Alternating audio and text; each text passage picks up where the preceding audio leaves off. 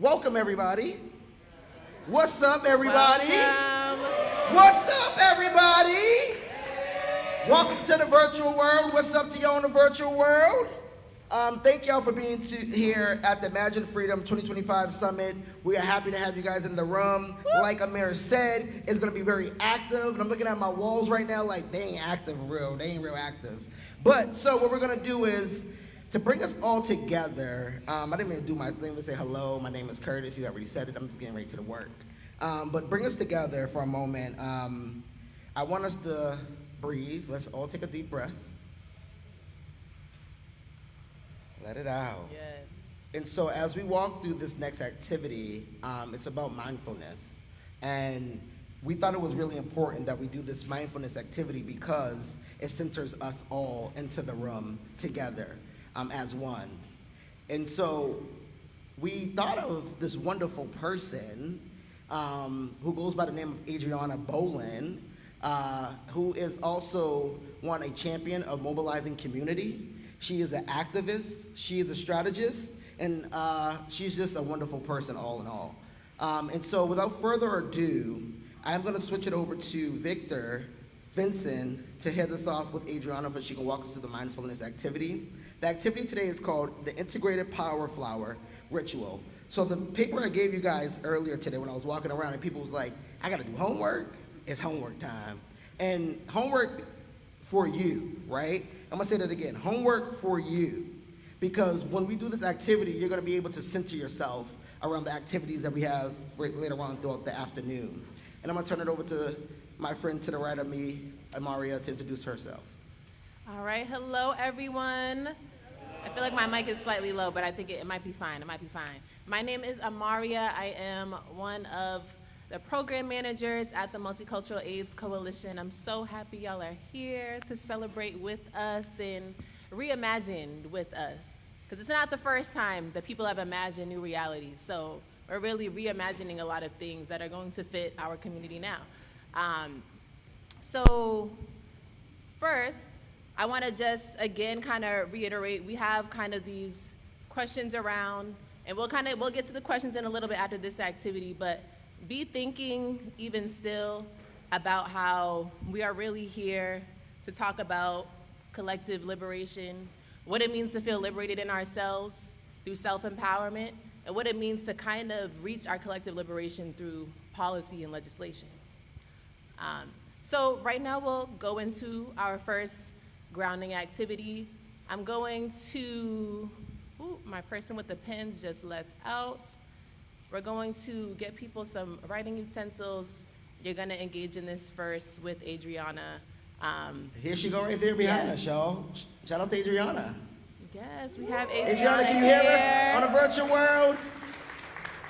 She can hear us in the virtual world, y'all. And so like Amaria said earlier, Adriana will be holding us down on the virtual world. So we have participants who are home having watch parties. And so like Amir said earlier, energy is important because guess what, when you're home lounging, you need that energy, right? And so without further ado, let's turn it over to Adriana to get us through the ritual. All right? Peace, we'll be back.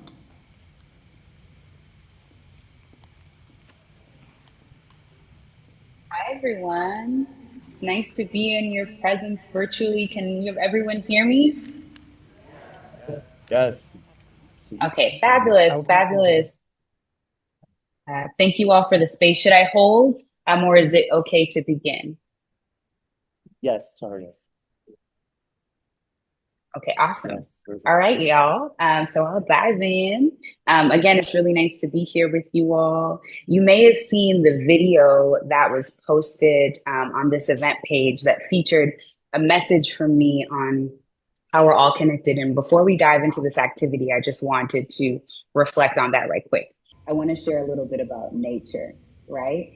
In nature, trees and flowers are connected through a powerful underground system called the mycorrhizal network.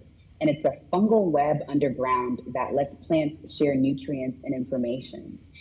And these underground networks stretch for miles, and they allow trees to warn other trees about danger, to send support and nutrients to other plants, and to communicate across the whole forest. It's like the World Wide Web, but underground for plants and flowers. And I see us as people, as flowers. And some of you may have heard this because this is big for me, but I see us as flowers and plants, human beings.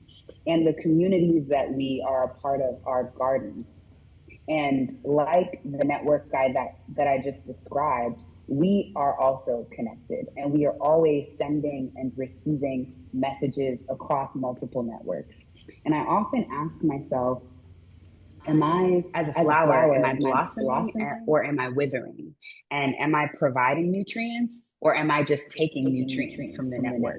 And And how do how do those nutrients shape the growth within me and in others? And to answer these questions, we really need to understand our own power, because we we can't can't meaningfully meaningfully provide power or nutrients to others without understanding what makes us as individuals powerful.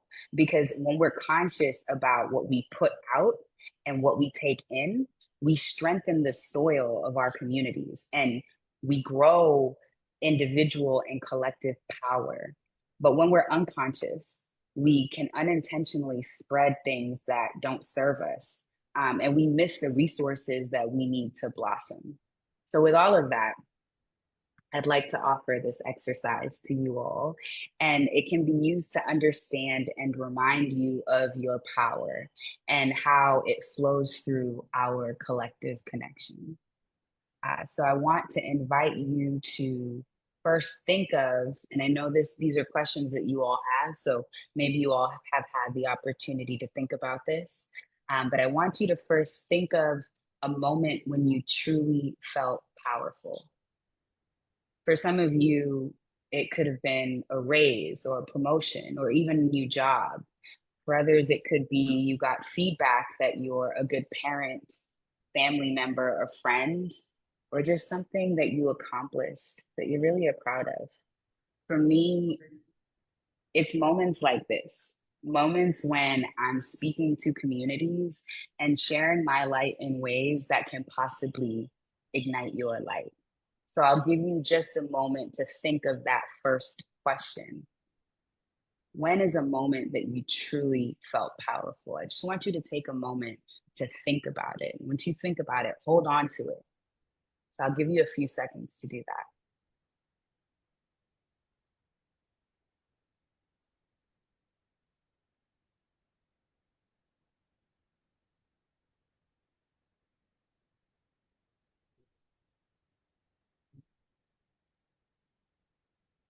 All right, does everybody have their moment? Can I get some affirming in the virtual space and in the physical space? Can you all raise your hand or indicate in some way that you've gotten your powerful moment in mind? They're raising their hands. All right, thank you for confirming. All right, so we got our powerful moment. It's in our awareness. Now I want you to think about what values and characteristics you had to embody to get you to that powerful moment. And you can choose up to 3. Wait. And to give some, oh, should I wait? Curtis is just gonna say something. I would actually Sure. say that you have someone raise their hand in the first space, and I want to give them an opportunity to speak on the question that she's posed. Is that okay? He's gonna have somebody from the audience share their. Is that cool? Okay. Cool, thank you. I want to come over here. I seen your hair, Anna. Did you want to answer the question? Sure. I felt privileged to have the power as such to facilitate groups of people at risk for HIV, many groups, in reaching many, many people with education and imparting skills. But it wasn't like personal power for me that I was powerful. It's just I was transmitting the power of the group. Thank you so much for sharing. Anyone else in the space Thank here you so would much like to for speak? sharing. We can turn it back over to you, Adriana. Beautiful. Thank you so much for taking some time to reflect on that and also for sharing. Much appreciated. So now that you have that powerful moment in your awareness, I'd like you to consider what values and characteristics you embodied to get you to that powerful moment. And you can choose up to 3. Was it courage, creativity, integrity, resilience? Just giving some examples, but please feel free to choose what got you to that powerful moment. And once you've chosen what has gotten you to that powerful moment, I want to take a moment to pause for a second. Has everyone in the audience received a worksheet that has 3 circles on it? Okay, fabulous. And if you have something to write with, once you've thought of those up to 3 values, I want you to put them in the center circle. And for folks online, I'm going to share my screen for a moment so that you can see what I'm inviting everyone to do. So does everyone see on my screen the 3 circles and where you place your values? Okay, awesome. So that's what I'm inviting you to do. Think about what 3 characteristics and values got you to that moment. And I want you to put them in the center circle.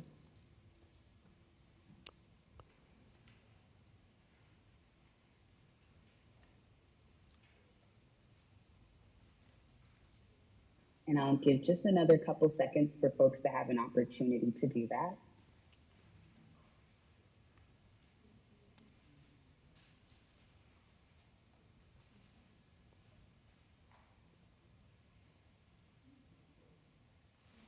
All right, now we're going to move forward. Thank you all for thinking through this together.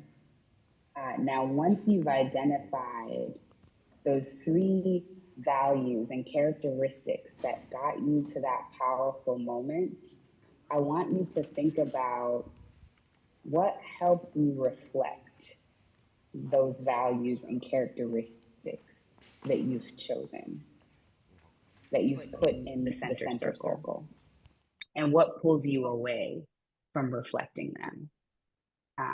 And what you could do on the piece of paper that you are writing on. If you're writing on a piece of paper, you might just be doing this without a piece of paper. But if you are writing on a piece of paper, on the left side of the paper, I want you to write helps reflect, right? And on the right side, I want you to write hurts reflection. And then I want you to make a list of what helps you reflect the values that got you to that powerful moment and what hurts you reflecting the values that got you to that powerful moment. Now I'll give you all a minute to write on that list. So for example, if you wrote courage or resilience, it might help you to reflect courage and resilience by staying hydrated, by being nourished, by being affirmed. It might hurt you to reflect these values if you're overstimulated or if a lot of people are talking all at once. So think about what helps you to reflect these values and what hurts you in reflecting these values. And I'll give you a moment to think about that.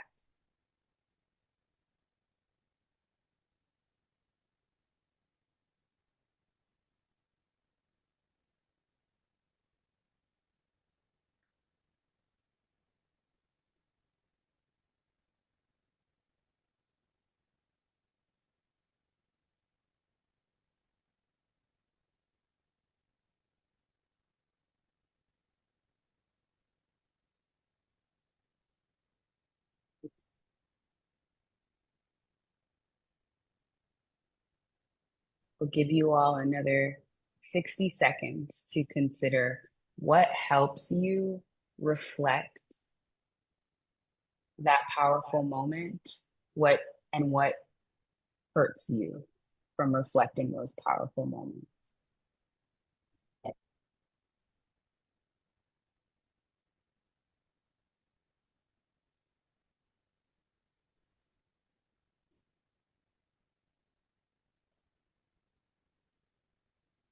Adriana, do you want people to answer it? Do you want us to feed you the answers?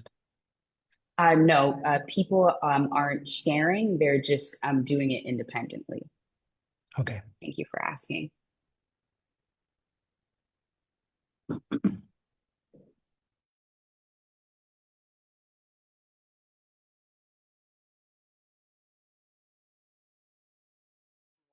Have thought about a powerful moment, the values and characteristics that you have to embody to get to that powerful moment, what helps you reflect those values and characteristics, and what hurts your reflection of those characteristics and values. That's an understanding of your inner power. Now we're going to explore your outer power. And by outer power, I mean the social identities that others perceive in us, that hold meaning, influence, weight in the world. Perception isn't the full truth of who we are, but it does shape how people respond to us. For example, as a Black woman, when I walk into rooms, there are moments when another Black woman or any Black person might feel a sense of kingship with me, familiarity or trust. My presence, trust in my presence that they might not extend to someone with a different identity. Like I get the hey sis when somebody else might get the hello, right? And so there's something that comes with holding these identities that people might perceive about me, right? As someone pursuing a doctorate and a professor, people might perceive that I'm knowledgeable and that if I'm speaking on a topic, I might know what I'm talking about.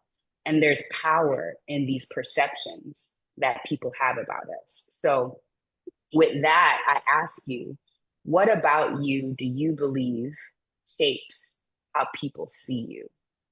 I invite you to choose up to 5 social identities that you embody and add them as flower petals to the outer edges of the inner circle across each of the 3 circles. And I'm going to show you right now what that could look like. You don't have to choose 5 identities.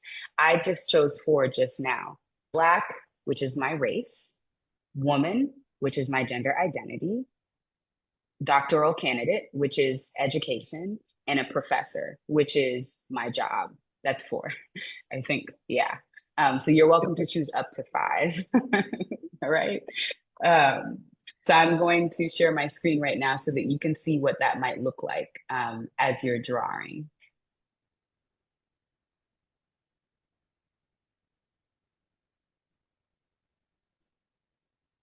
Can you all see my shared screen? Yes. Thanks for confirming. So this is what it will look like so far. So you have your 3 circles. You wrote your 3 values that got you to your powerful moment in the middle. And I've just invited you to think about the social identities that you think most shape how people in society, in your communities, in your network see you. And you're going to add each of them as petals. So, using the example that I gave of being a Black woman who is pursuing a doctorate and is a professor, I would add race to a petal. I would add gender identity to another petal. I would add education to a petal. And I would add job to another petal. So I'll give you all a moment to do that as well.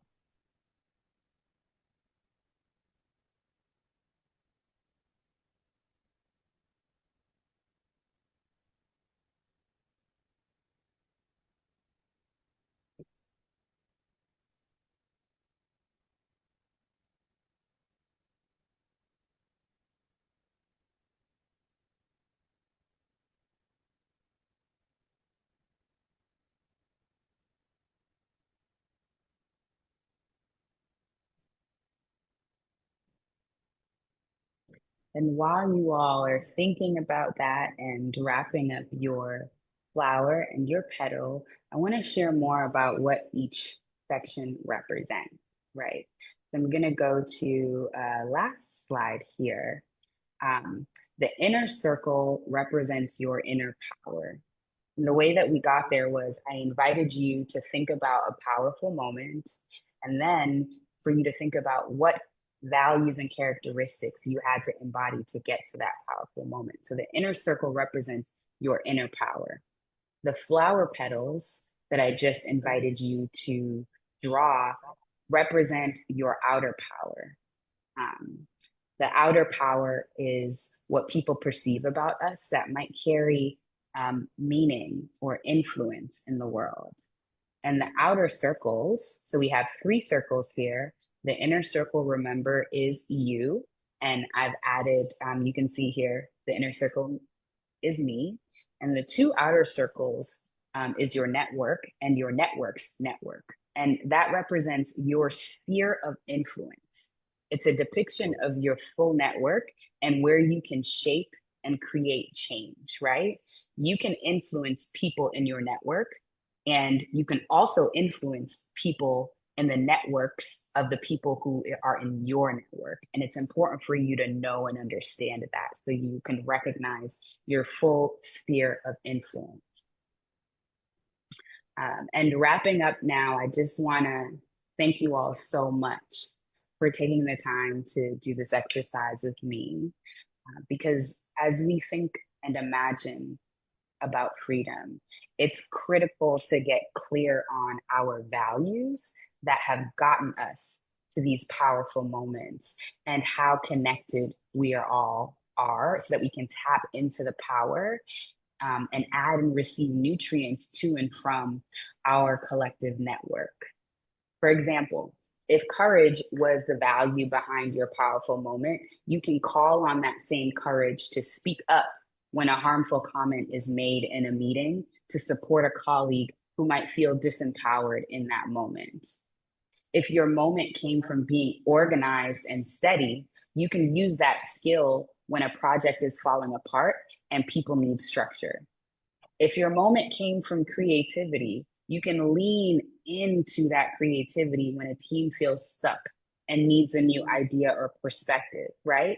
And now thinking about our outer power, right? If being a disabled person and bilingual shapes how people see you, you can use that to support rooms. You might point out when the conversation is leaving people behind. You may offer clarity in another language for someone who doesn't speak the main language being spoken. Or you can shift the pace of a meeting so that everyone can stay connected and not excluded. The knowledge that we are calling into our awareness right now strengthens our power, it protects our freedom, and it cultivates the wellness our communities need to thrive. Thank you all so much for doing this exercise together in this space, and I hope that you find what you've thought about in this exercise helpful as we continue today in the summit, Imagining Freedom.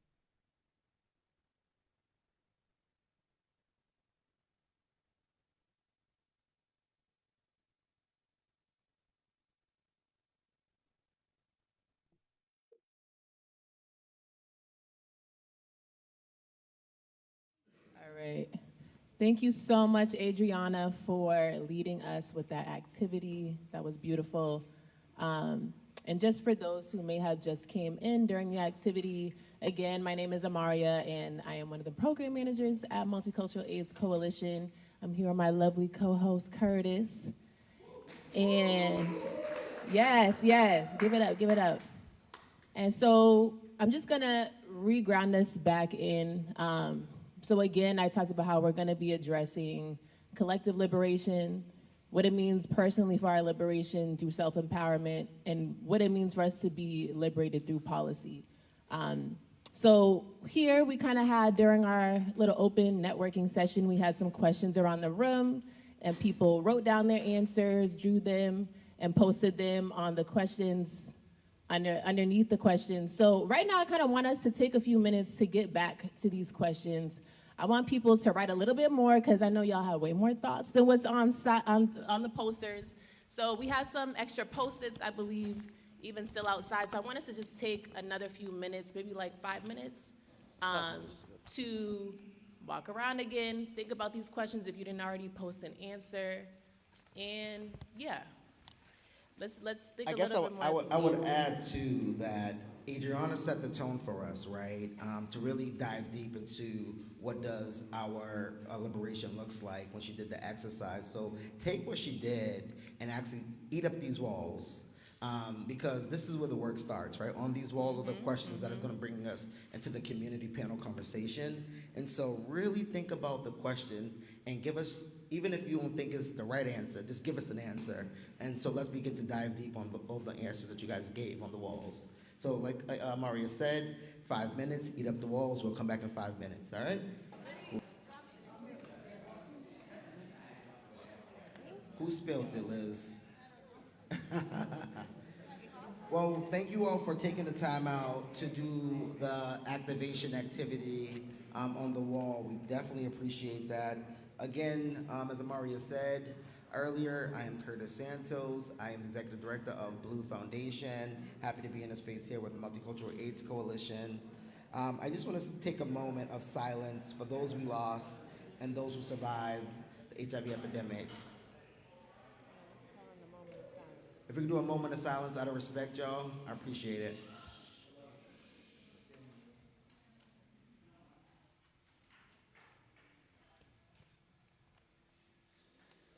Thank you. At this time, I would like to turn your attention to a few things. Please look at your nearest exit.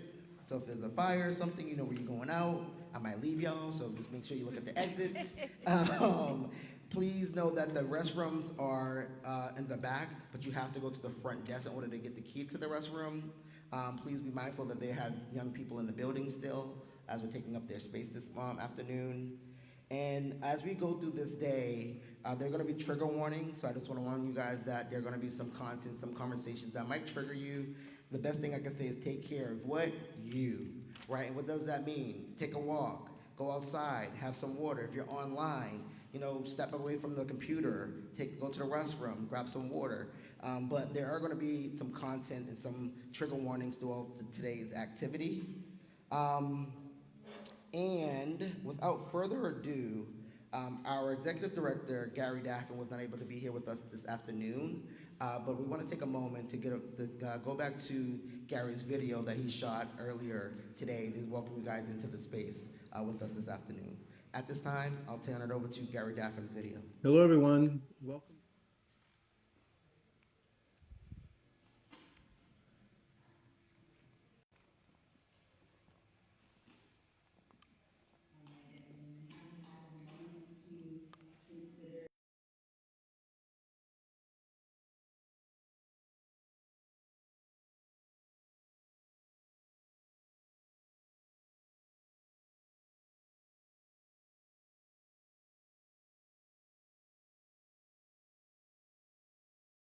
To make this future possible. And a policy question is, what protections or legislation are essential for our liberation? Does anyone have any thoughts or responses to these questions?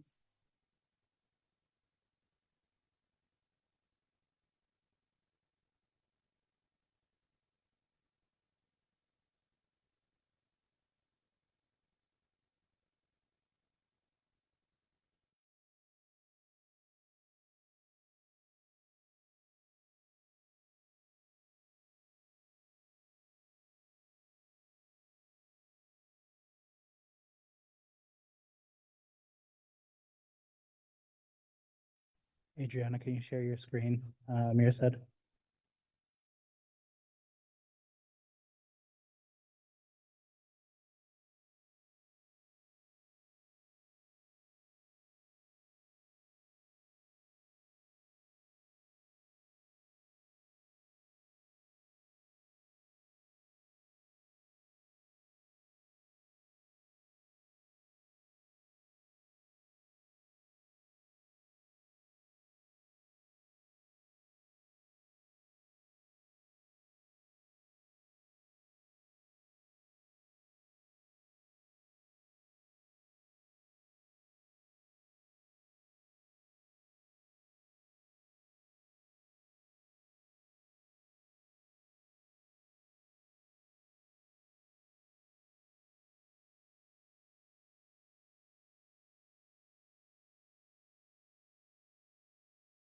prevention and peer support.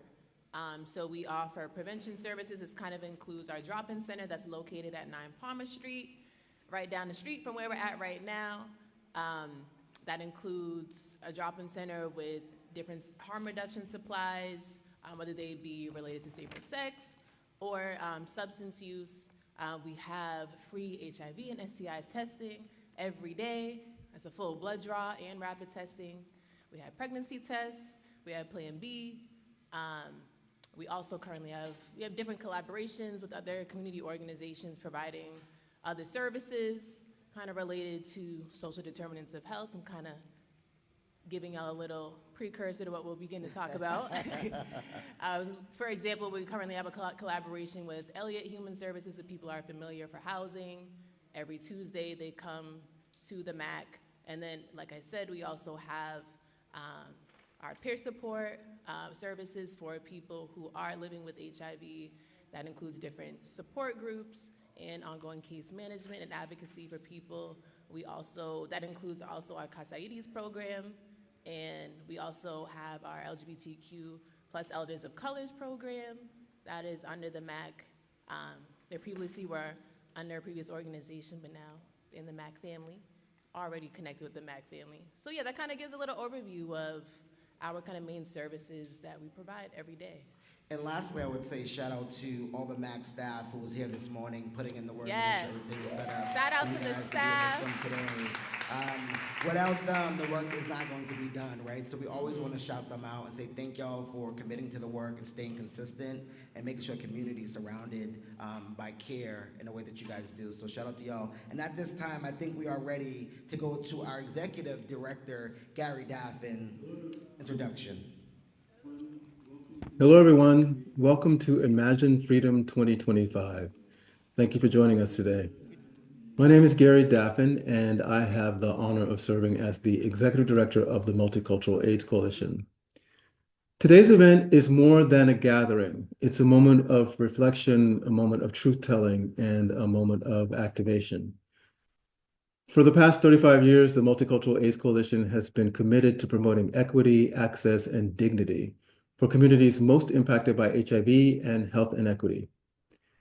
And while we've made real progress, we know that the challenges our communities face today are deeply rooted in structural conditions all around us. That's why this summit is so critical.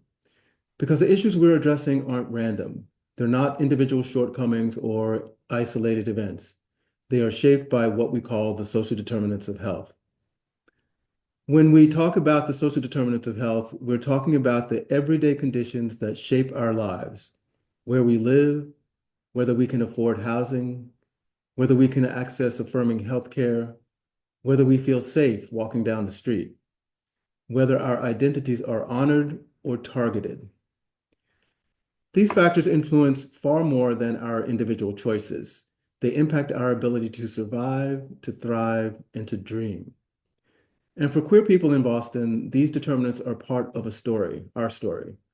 A story of resilience and brilliance, yes, but also a story of disparities that continue to be shaped by race, gender, sexuality, immigration status, economic conditions, and social isolation.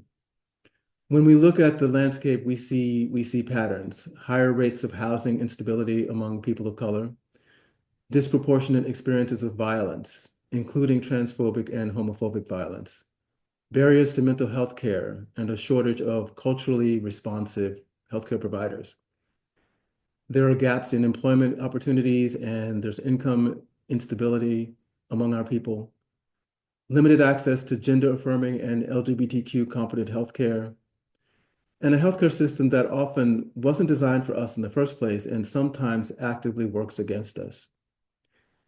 And of course, we continue to see disparities in HIV outcomes, not because people aren't trying, but because systems continue to create barriers. These conditions didn't appear overnight. They are a product of decades, even generations of policymaking, policing, resource allocation, and structural inequity.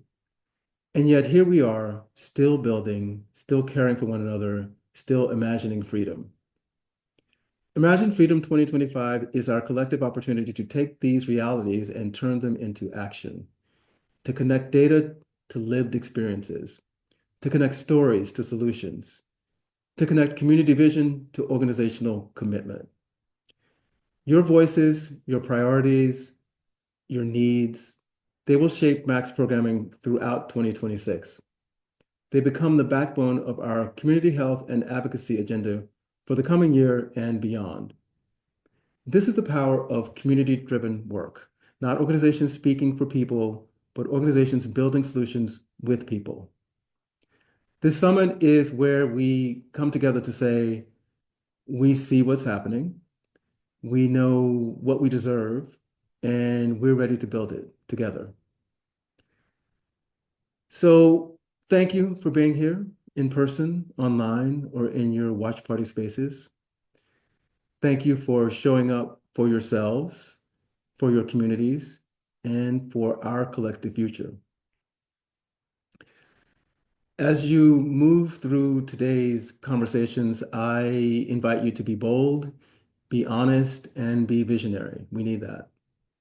Because the freedom we're imagining is the future we will build tomorrow.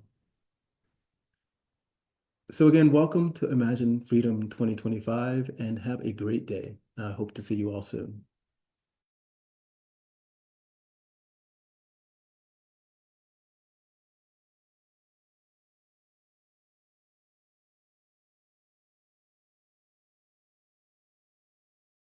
Forth a plan for the future today in this space. And so as we walk through some of the activities and some of the conversations, please think bold, please think beyond you and how we would create impact at the Multicultural AIDS Coalition. You know, so Gary touched on social determinants of health, access to healthcare, access to behavioral health services, access to housing. So, you know, as I said kind of earlier, we're trying to reimagine like these forms of liberation that we need on a policy level, a personal level, and collectively as a community. And so we need access to all of those things, all of those social determinants of health to imagine. Is that right? Would y'all agree? Y'all with us? Y'all with us? You seem like y'all sleeping. Y'all with us? Okay. Y'all with us, right? Y'all with us? Online, y'all with us? You know, and this is a deep conversation, right? Because what the Multicultural AIDS Coalition is doing today is really trying to figure out how do they create more exclusive programming for LGBTQIA2S+ individuals of color in this space, right? And so it takes us to set that foundationary pieces so they can know how to put the pieces and the puzzles together, right? And so without further ado, I want to take a moment to reflect on one of the MAX programs, which is called True Care. Anybody know about True Care? And where are my people over the True Care people? Everybody show here? We got a few, yes. Okay, we got a few? Okay, cool beans. So let's take a moment to reflect on the True Care program at this time. At True Care, we provide a range of services: HIV and STI testing, STI and Hep C treatment. At True Care, we provide a range of services: HIV and STI testing, STI and Hep C treatment, routine checkups, and more. Our goal is to make sure you have everything you need to stay on top of your health. We're here for you. Make an appointment to come in person or connect with us through telehealth. Contact us today by calling 617-442-1622 or visit mac-boston.org/truecare to make an appointment.